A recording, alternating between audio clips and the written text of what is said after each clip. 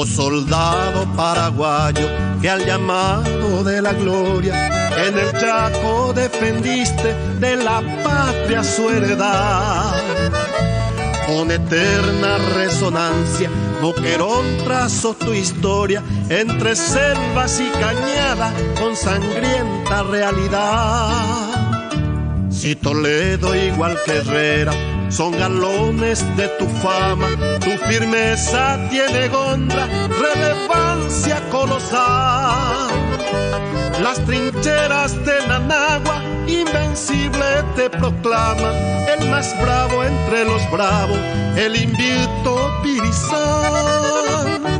Superaste las torturas del cansancio y de la sed, colosal es tu bravura, inquebrantable la fe.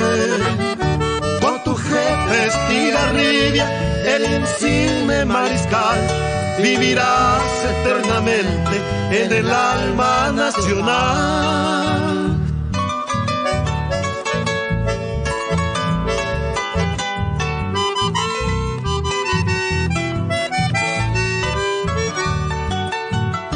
Más allá, símbolo vivo de diadema rutilante, que la gloria entretejiera no fue falla para ti.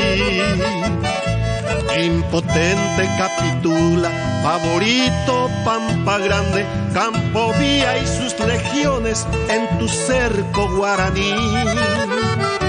Aparece implacable tras Tarija y sus marañas, y más tarde en las arenas de Picuiba se te ve.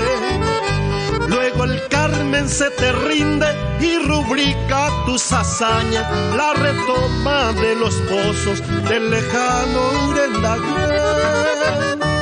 Superaste las torturas del cansancio y de la sed, colosal es tu bravura, inquebrantable la fe.